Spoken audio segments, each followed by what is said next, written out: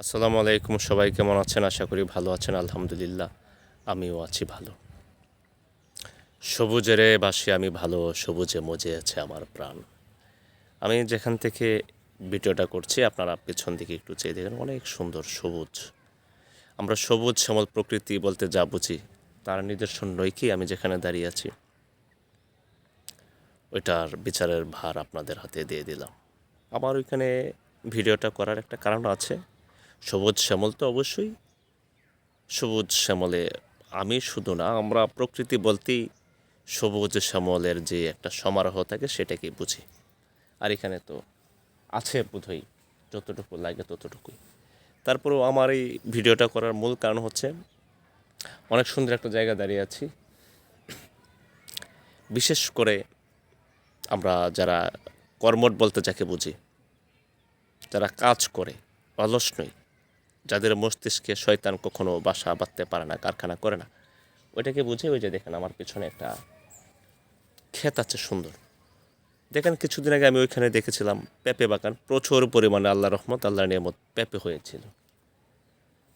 এখন দেখছি পেঁপে গাছগুলা বড় হয়ে গেছে, নিচ দিয়ে টমেটো গাছ অনেকগুলা হয়ে গেছে। আপনারা দেখেন,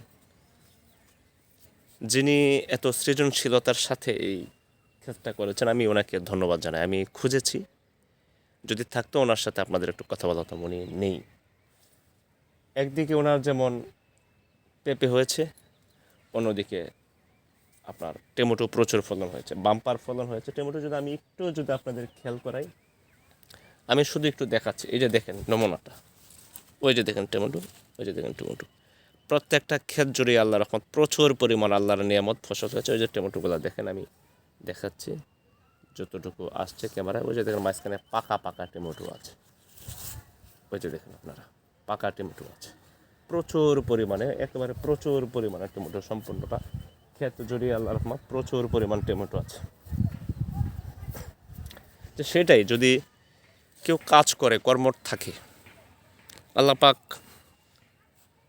সর্বোচ্চ প্রভু দয়াময়, অতুলনীয়, বেমেসাল, উনি তো ওনার গোলামকে, বান্দাকে দান করবেনই নিয়ামত রহমত। যিনি এই ক্ষেতটা করেছেন উনি খুব পরিশ্রমী। আমি আগে ওনার সাথে কথা বলেছি, উনি বলেছেন যে ওইখানে যে ক্ষেতগুলো আছে উনি ওইটা করে নাকি উনি সারা বছর চলে। ওই ছোট্ট একটা ক্ষেত আপনি দেখেন, খুব বেশি বড় কিন্তু ক্ষেতটা না, ছোট্ট একটা ক্ষেত, ওইখানে ফসল করি উনি সারাটা বছর চলে। আমি এক বছরের ভিতরে কখনো ওইটা খালি দেখি নাই, কোনো না কোনো একটা ফসল থাকি। কিন্তু এটা আজকে দেখলাম উপরে পেঁপে, নিচে টমেটো, আমার কাছে খুব ভালো লেগেছে। পাশাপাশি সবুজ শ্যামল ছিল, আমি আমার কাজটা করে নিয়েছি।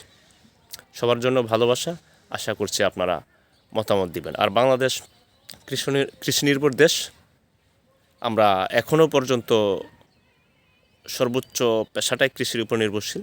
আমি আশা করছি যারা আছেন অযথা জমিগুলা ফেলে না রেখে এরকমভাবে চাষ করবেন। উনি যদি পারেন সারা বছর ওনার পরিবার চালাতে, আমরা সারা বছর না পারি কিছু হলেও তাই করতে পারবো। সবার জন্য ভালোবাসা থাকলো, দোয়া চাই। আসসালামু আলাইকুম।